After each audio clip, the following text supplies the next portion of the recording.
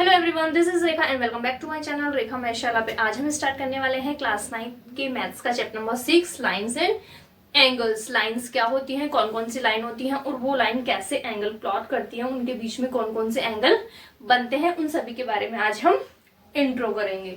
ठीक है, यहाँ देखिए ये जो लाइन होती है खड़ी लाइन, स्टैंडिंग लाइन जिन्हें अपन बोलते हैं, ठीक है, ये स्टैंडिंग लाइन, इन लाइन्स को हम क्या कहते हैं, वर्टिकल लाइन। वर्टिकल लाइन ये वर्टिकल है जो वाई एक्सिस पे होती है। कौन से एक्सिस के? Y axis. ठीक है, standing line this is horizontal. Sleeping line की जैसे है ये हुआ अपना हॉरिजॉन्टल, इसे हम कहते हैं हॉरिजॉन्टल लाइन। ठीक है, इसके जो एक्सिस होता है वो क्या होता है, एक्स एक्सिस। ठीक है, अब इस standing line, standing vertical line and horizontal line, अब इन लाइन से जो एंगल्स बनेंगे उनके बारे में हम बात करेंगे। यहाँ पे देखिए एक और लाइन है, जो लाइन दोनों तरफ से एंड होता हो, एंडिंग पॉइंट होते हो दोनों तरफ, उन्हें हम क्या कहते हैं, सेगमेंट बोल लो, लाइन सेगमेंट। ठीक है, और ये जो जिसमें एक तरफ एंड पॉइंट होता है लेकिन दूसरी तरफ नॉट एंडिंग पॉइंट होता है, उसे हम कहते हैं रे।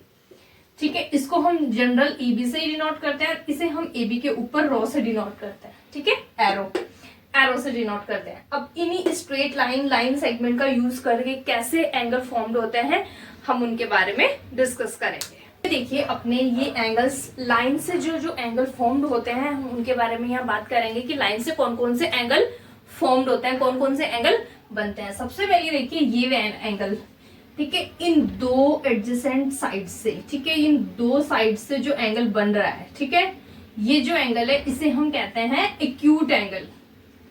एक्यूट एंगल, ये जो एक्यूट एंगल होता है, जो एक्स यहाँ पे हम एक्स डिनोट कर रहे हैं, ये एंगल बिलो 90 से क्या होगा, बिलो होगा, और ग्रेटर देन 0 डिग्री, 0 से बड़ा होगा और 90 से बिलो लेस देन होगा। ठीक है, ठीक है, दूसरा देखते हैं। दूसरा जो है ये दो एडजेसेंट साइड जो है वो एक दूसरे के ऊपर क्या है, परपेंडिकुलर है, परपेंडिकुलर है दोनों।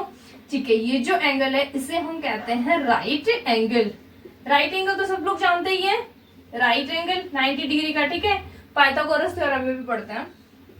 यहाँ पे जो वाई एंगल ये कितने का है, एग्जैक्ट 90 डिग्री का है, इक्वल। ठीक है, y equals to 90 degree. Third देखिए 90 से कुछ ग्रेटर देन बाहर के साइड जा रहा है, ये दो एडजेसेंट साइड जो एंगल फॉर्म्ड कर रही है उस एंगल को बोलते हैं हम ऑब्ट्यूज एंगल। ये ऑब्ट्यूज एंगल 90 डिग्री से बड़ा है, ये 90 है, 90 से बड़ा जा रहा है ये, तो ये जो जेड है ये किससे बड़ा है, अपना 90 डिग्री से। 90 डिग्री से बड़ा है ये एंगल, बट बिलो है, किससे बिलो है ये, 180 डिग्री से। ठीक है, but less than 180 degree. Clear है? ओके, नेक्स्ट देखिए, जब ये दो एडजेसेंट साइड, ये दो साइड है, एक ये और एक ये, ठीक है, एक दूसरे के क्या हो गई, ये ऑपोजिट हो गई। ठीक है, तब जो एंगल फॉर्म्ड होता है, ये जो एंगल बन रहा है इनके बीच में, इस एंगल को हम बोलते हैं स्ट्रेट एंगल। स्ट्रेट एंगल, ठीक है, स्ट्रेट का मतलब हम जानते ही हैं, सीधा एकदम। ठीक है, स्ट्रेट एंगल, यहाँ पे जो एस है इसकी वैल्यू एग्जैक्ट कितने की होगी, 180 डिग्री है। क्लियर है? नेक्स्ट देखिए, यहाँ पे जो ये इन दो एडजेसेंट साइड से जो एंगल बन रहा है ये अंदर का है, लेकिन ये जो बाहर हमने ये जो एंगल डिनोट कर रखा है ये कहाँ पे है, इसके बाहर की तरफ है ये एंगल, इसको हम कहते हैं रिफ्लेक्स एंगल।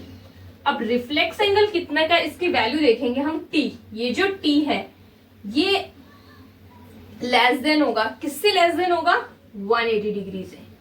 ठीक है, सॉरी, ग्रेटर देन होगा, किससे ग्रेटर देन होगा, 180 डिग्री से, बट लेस देन होगा किससे, 360 डिग्री, क्योंकि एक पॉइंट के चारों तरफ का जो एंगल है वो कितने डिग्री का होता है, 360 डिग्री का होता है, पूरा रोटेशन 360 का होता है। अब यहाँ पे देखिए 360 में से कुछ तो लेस है, तभी रिफ्लेक्स एंगल बनेगा उसका। ठीक है, तो ये जो तभी इसका रिफ्लेक्स बनेगा, 360 में से कुछ लेस है, तो ये जो टी है ये 360 से बिलो होना चाहिए और 180 से क्या होना चाहिए, ग्रेटर देन होना चाहिए। क्लियर है? ठीक है, तो ये है एंगल जो किसी लाइन से क्या होता है, फॉर्म्ड होते हैं। अब ऐसे दो एंगल जिनका सम 90 डिग्री होता है, 90 डिग्री, जिनका सम कितने डिग्री होता है, 90 degree, sum of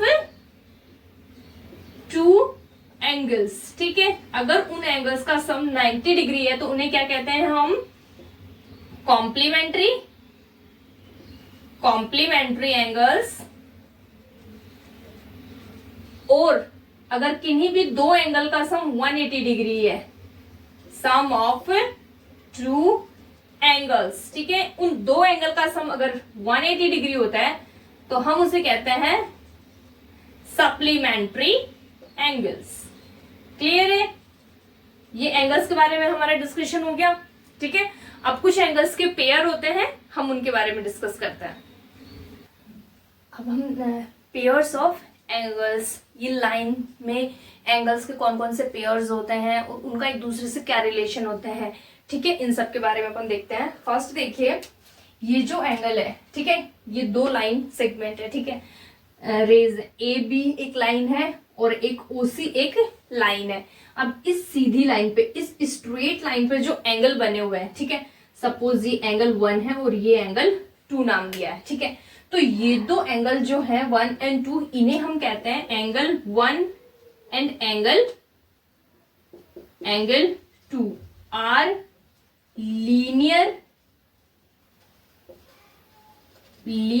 pair of angle, ठीक है।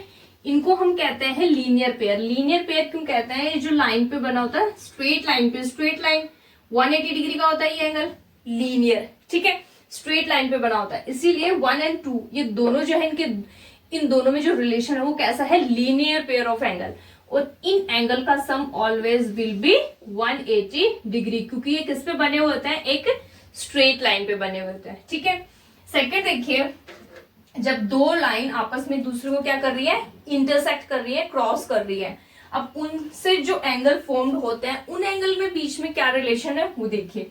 यहाँ पे सपोज हम इसे कह रहे हैं 1 एंड 2 और ये है एंगल 3 एंड 4। अब यहाँ पे क्या रिलेशन है ये देखिए, जब भी कोई दो लाइन एक दूसरे को इंटरसेक्ट करती हैं किसी एक पॉइंट पे, ठीक है, तो उनके जो इक्वल एंगल्स जो होते हैं, आमने सामने, इक्वल नहीं सॉरी, ऑपोजिट एंगल हो जो होते हैं ना एकदम सामने, इसके सामने एकदम क्या है, 2, तो angle 1 equals to angle 2। Angle 1 किसके इक्वल होता है, 2 के।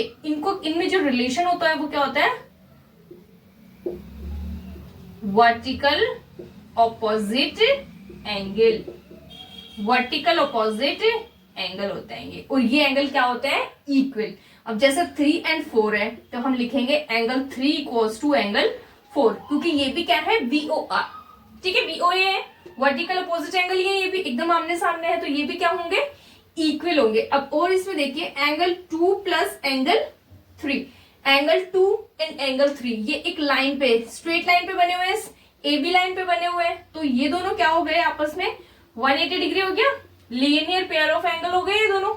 वैसे ही सेम 1 एंड 4 जो है ये इस लाइन पे ही है, लेकिन ये इधर साइड में बने हुए हैं, तो ये जो पूरा पेयर है वो भी क्या हो गया, लीनियर पेयर ऑफ एंगल। तो इनका सम भी कितना होगा, 180 डिग्री। यहाँ पे देखिए इसमें ये लाइंस क्या है, एक दूसरे के पैरेलल लाइन है, पैरेलल लाइन है, ठीक है। ए लाइन जो है वो किसके पैरेलल है, बी के, और बी पैरेलल है सी के, तो सी किसके पैरेलल होगी, ए के भी पैरेलल होगी। क्लियर है, ये हमें पता है।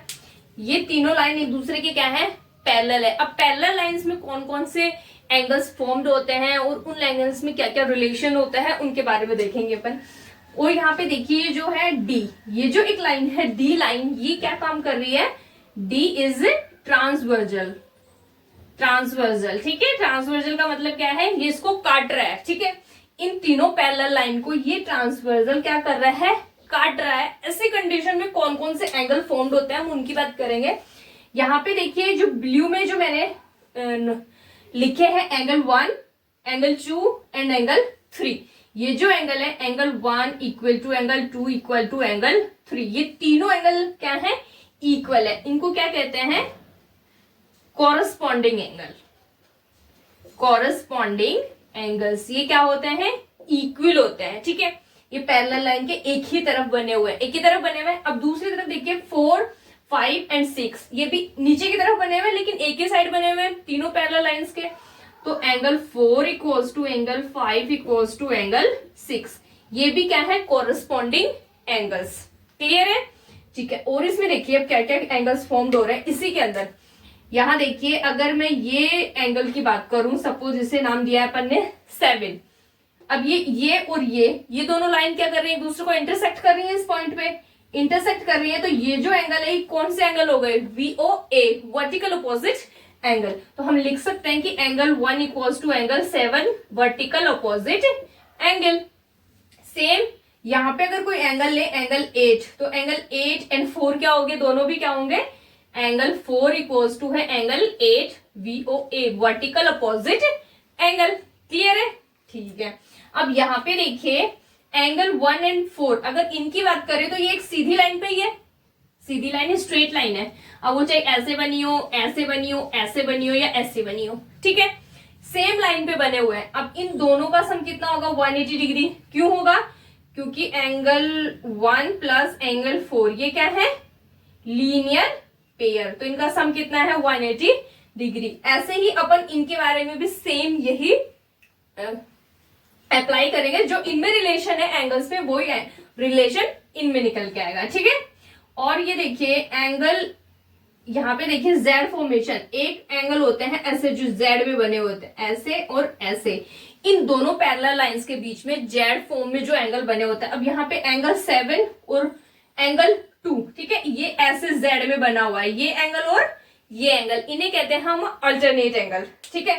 तो एंगल 7 और एंगल 2 ये भी क्या है, दोनों इक्वल है, इन्हें हम कहते हैं ए अल्टरनेट एंगल, ठीक है। ये हो गए आपके अल्टरनेट एंगल, ठीक है।